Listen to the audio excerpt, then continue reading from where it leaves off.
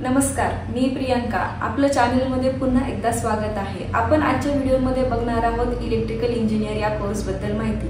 व्हिडिओला सुरुवात करण्यापूर्वी सगळ्यांना विनंती आहे की व्हिडिओ शेवटपर्यंत बघा आणि चॅनलला सबस्क्राइब करा.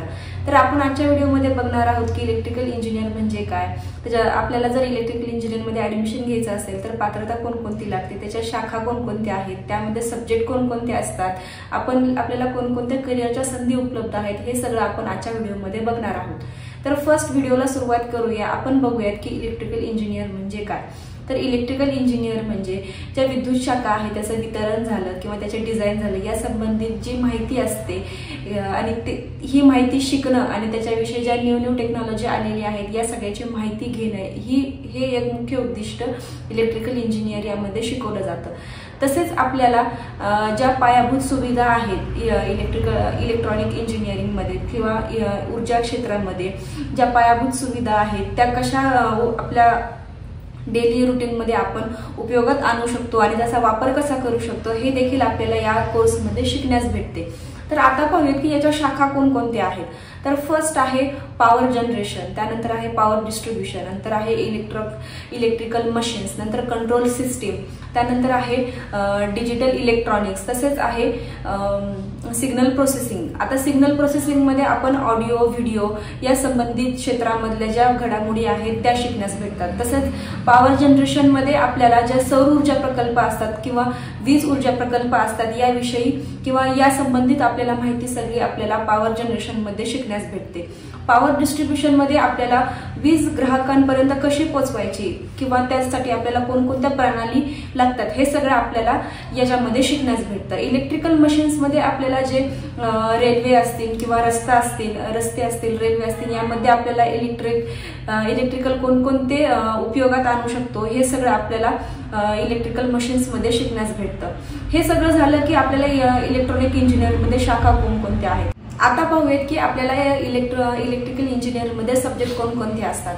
फर्स्ट आहे विद्युत सर्किट अँड नेटवर्क, त्यानंतर आहे इलेक्ट्रोमॅग्नेटिक फील्ड, त्यानंतर आहे power system, control system, analogue and digital electronics, तसेच इन्स्ट्रुमेंटेशन अँड मापन. हे सगळे सब्जेक्ट आपल्याला इलेक्ट्रिकल इंजिनिअरमध्ये शिकण्यास भेटतात.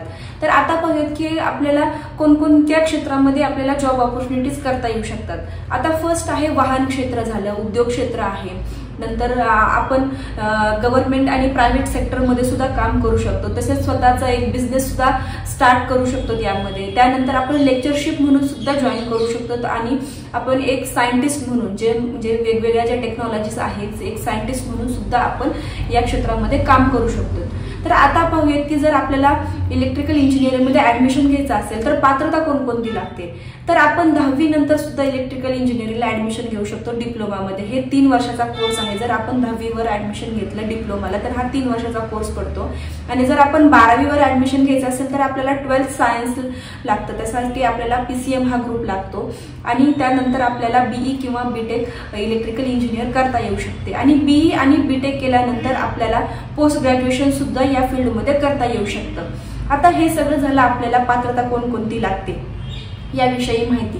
आणि जर आपल्याला याच्यामध्ये जर ऍडमिशन घ्यायचं असेल तर भारतात अशा खूप साऱ्या प्रायव्हेट युनिव्हर्सिटीज आहेत ज्या आपल्याला कमीत कमी फीजमध्ये आपल्याला चांगले जॉब ऑपॉर्च्युनिटी सुद्धा ऑफर करतात आणि आपल्याला एज्युकेशन सुद्धा खूप चांगल्या पद्धतीचं देतात.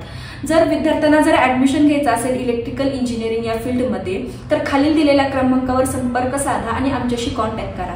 कारण की इलेक्ट्रिकल इंजिनिअरिंग ही एक अशी फील्ड आहे जी आपल्या समाजामध्ये खूप मोलाचा वाटा प्रदान करते. कारण की आजकालच्या जगामध्ये कोणतीही वस्तू किंवा कोणतीही गोष्ट ही इलेक्ट्रॉनिकवरतीच अवलंबून आहे. त्यामुळे ही समाजात खूप मोठ्या पद्धतीचा वाटा देते. यासाठी विद्यार्थी ऍडमिशन घेण्यासाठी खूप जास्त प्रमाणात कल घेत आहेत आणि खूप जास्त प्रमाणात इंटरेस्ट सुद्धा आहेत.